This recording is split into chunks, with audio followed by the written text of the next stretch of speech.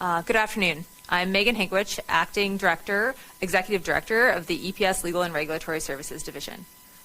On Monday, I sent a letter to Alberta Justice requesting a review of a decision by the Alberta Crown Prosecution Service. This is the first time that EPS has overtly sought to have the ADM review a file to potentially intervene and rescind a plea agreement. It was a step that was taken only after our officers repeatedly spoke to the Crown on this file, including when charges were first laid.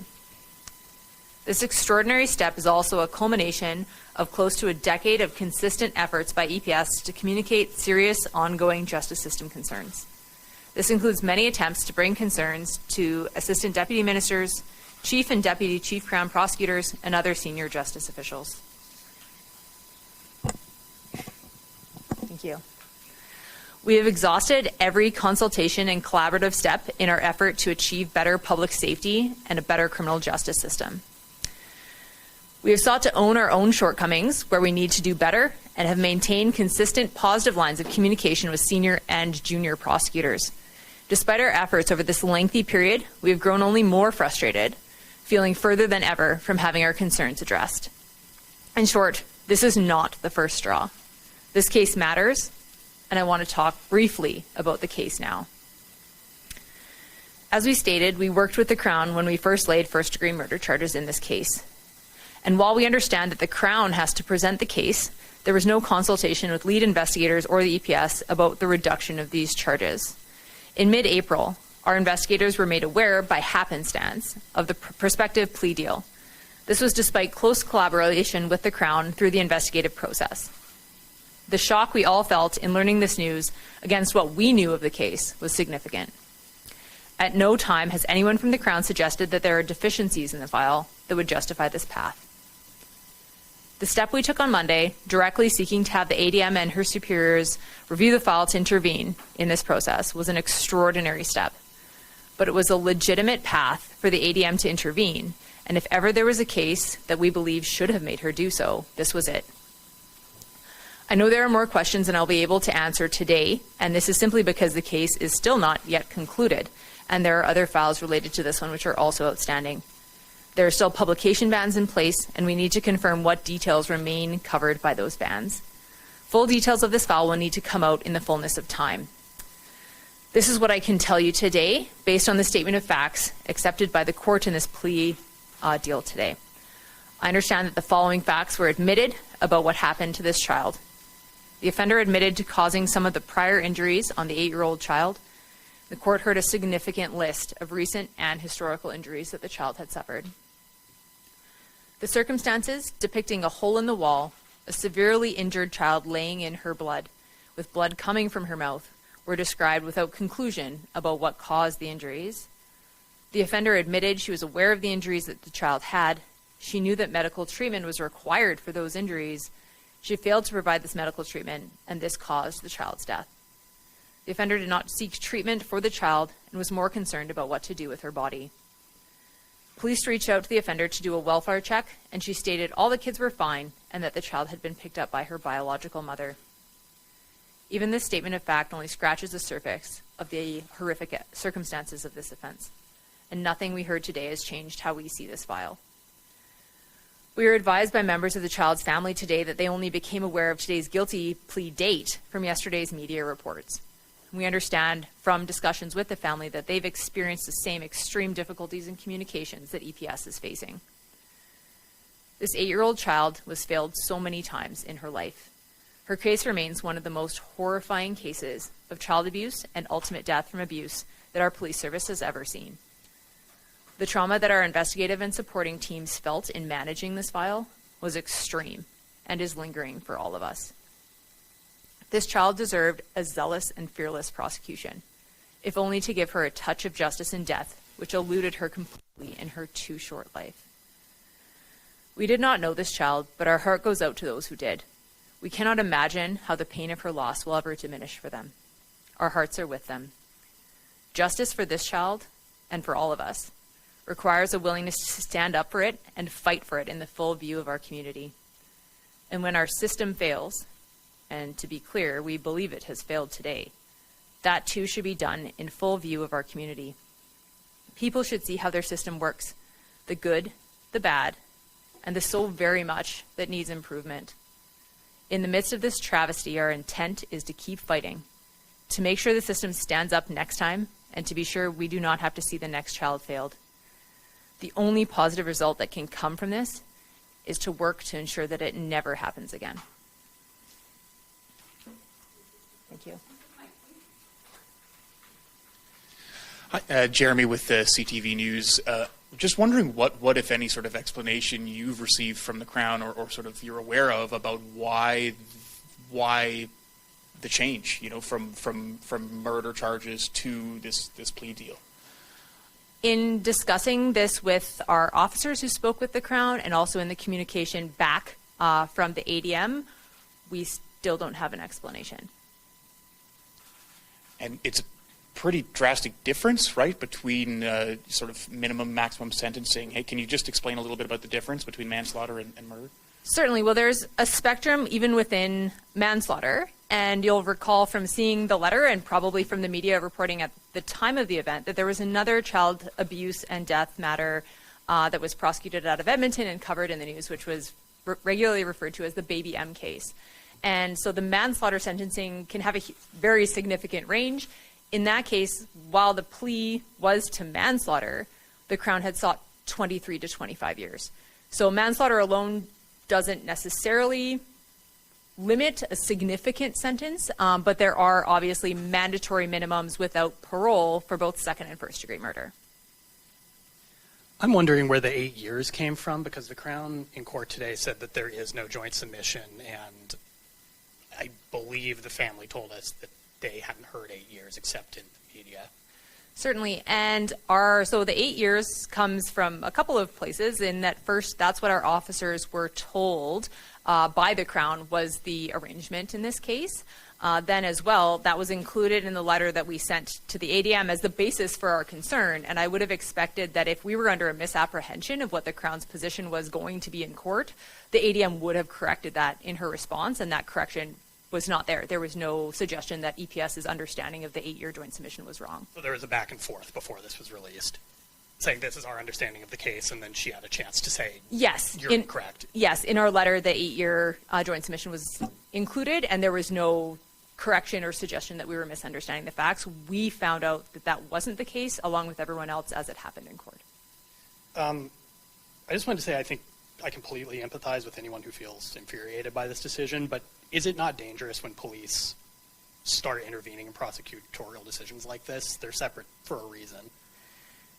This is an extraordinary case, and we have sought to have discussions with the Crown and collaborate with the Crown in a variety of cases, not limited to this case, over a number of years. The Crown, in their response, did seek out our contact with them in the future on this case and other cases, and does want us to raise our opinions to them according to that letter. So I don't believe that it's inappropriate for the police to raise their concerns. We need to be strong advocates for the justice system and work to improve the justice system. Writing a letter to the Crown and the ADM to attempt to resolve the issue is the proper lawful process. What about asking the minister to intervene? Isn't that constitutional maybe violation of the separation of powers between the judiciary and the minister? Like, isn't that the justice system's role to make that decision on the sentencing and what happens? So the case that I cited in the letter that was provided is a case that actually came up out of Alberta as well, going to the Supreme Court, called Regina and Nixon. And that is the case where the Supreme Court dealt with whether the minister or the ADM can actually intervene to undo a plea deal. And in that case, there was an actual intervention and the deal was undone. The Supreme Court said that it ought to be rare, and this case is that rare, exceptional circumstance in our opinion, but it is something that is lawful according to the Supreme Court.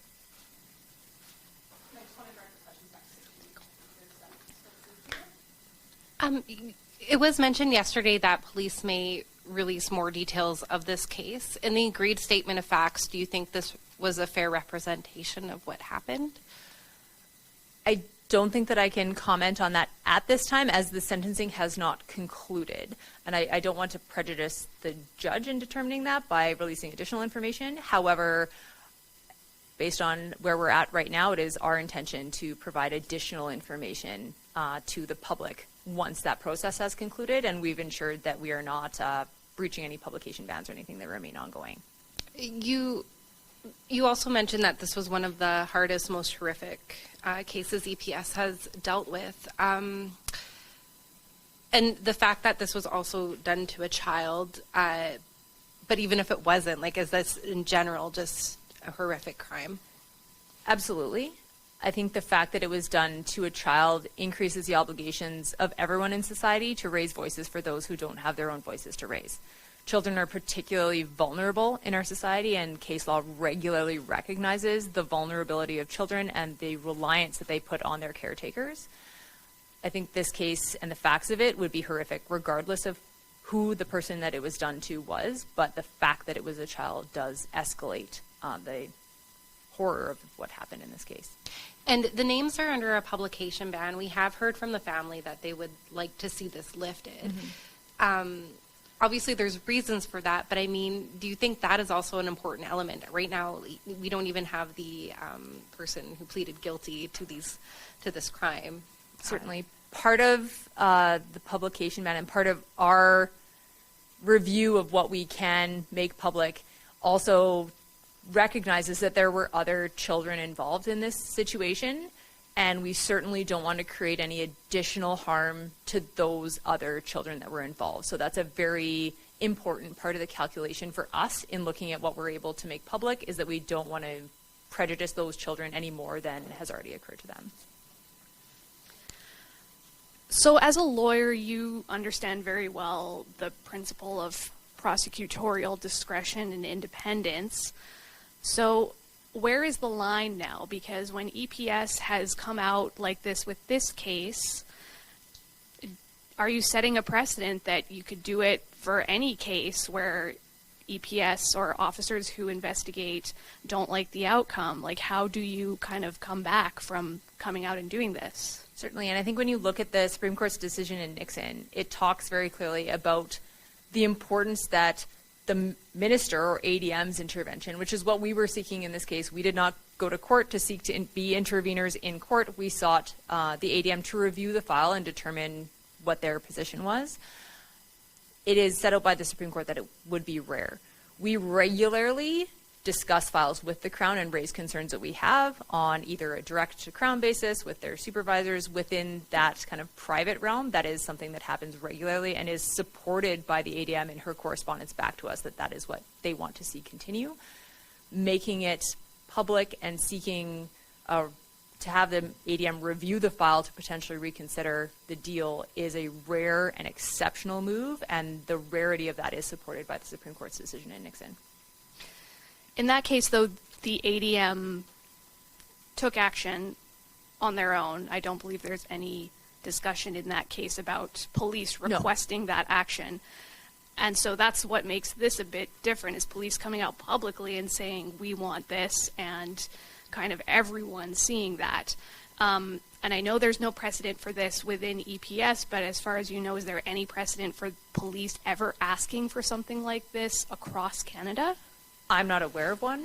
I think the reason for our exceptional action in this case was the fact that we are at a point where we have exhausted every other option we have to try to raise our concerns with them. We've done that on numerous cases, sometimes with some success, many times with no success, in private, which is typically where this would happen. The extraordinary facts of this case, as well as the many, many years of advocacy directly to the Crown, is what led us to taking this very extraordinary step, which we recognize is not something that we would ever seek to do on any regular basis, and we very much hope to never have to do it again. It was pointed out to me by a lawyer that the Crown really can't defend itself or explain its decision here. There's a situation where there are still two co-accused who are before the courts. The Crown has a duty to not do anything that could potentially prejudice their trial.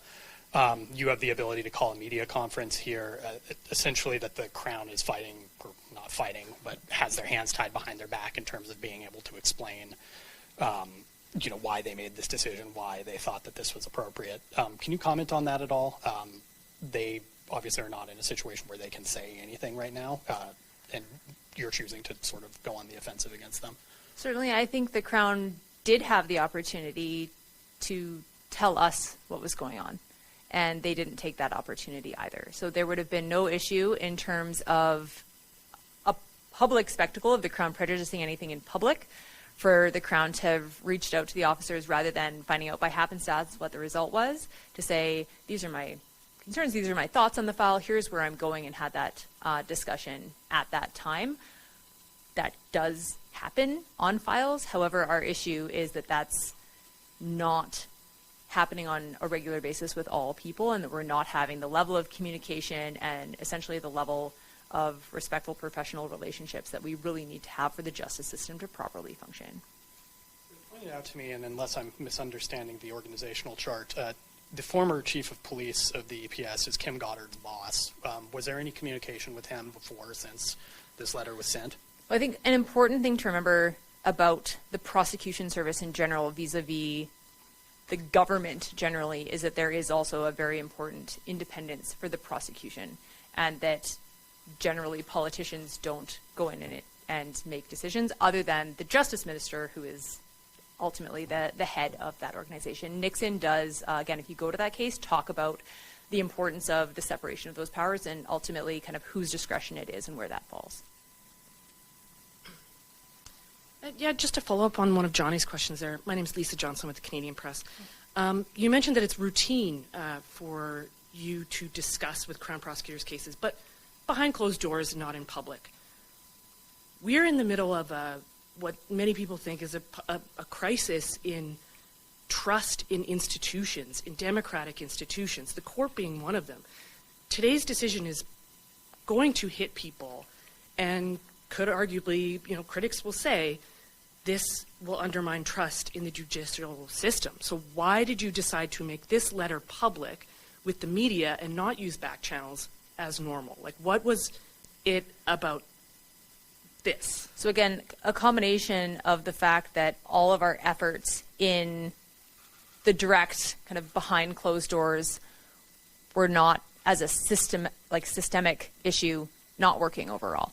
We still are in the same place, if not a worse place, in terms of having our concerns with individual files, with overarching processes dealt with or responded to, getting feedback where if files are withdrawn and there was issues with the files, we would like to know what they are. Our members would like to get better, would like to improve. And we're not getting that in a realistic way. And then the combination of the years of frustration of not having that communication and those efforts function and improve the justice system, in combination with the egregious facts of this file, just really made it necessary to take that extraordinary step.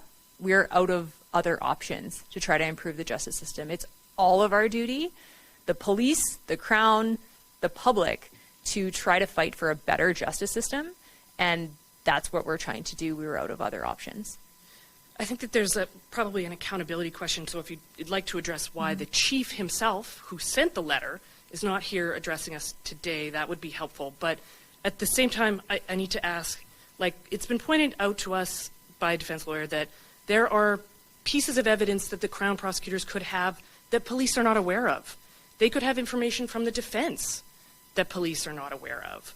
Do you acknowledge that there are some things about this case that you may not know that has led them to make this decision? And where's the chief?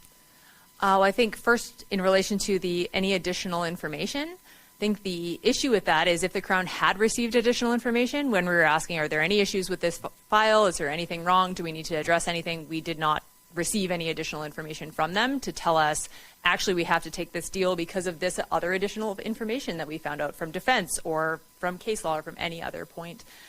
As well, we aren't saying that when we provide additional information to the public that everyone has to agree with our interpretation of it. If once the matter is over, there's no additional jeopardy to the accused if they want to come out and dispute the evidence. So there's an opportunity as well for them, once everything is completed, to show us how we're wrong. We haven't received any information that would show that the evidence that we've collected is incorrect, or that there's some other piece of evidence elsewhere that would change what we believe on this file. Also, in relation to whether it's me speaking about it or the chief, I was the one speaking to the members about it. I was the one who wrote to the Crown. I used to be a Crown. I think I'm informed in a certain way about some of the legal issues here to be able to respond to some of the questions, particularly when we're looking at the issue of Nixon. There's some very kind of specific legal issues that, without making any offense to the chief, put me kind of in a good position to speak to. The chief doesn't come and speak on every issue that comes up. So you're essentially making the Donald Rumsfeld argument that we don't know what we don't know. In terms of our the facts knowledge of this case. I mean, you acknowledge that there are things that you don't know about this case. I acknowledge that there certainly could be. I can't know if there is, but if there are, we would expect that someone would communicate that to us when we ask the Crown for that type of information. Yeah. Can we just come back to this 8 years? The impression from the letter is that there's perhaps a joint submission and agreement for 8 years, and we didn't hear that in court today. So do you believe that your original information is correct and, you know, maybe it was changed with the spotlight on it, or do you think that maybe that was something, you said that the police officers learned this kind of by happenstance. Yes. Is it possible that that information is incorrect? I would have expected in my letter to the ADM that if I was incorrect in that misunderstanding, she would have come back to me and said, actually, you're mistaken. This is what the actual plan is. Because that would have been a very easy answer to say, you know, we are very upset about this, which is what we understand to be going to happen in court on Wednesday.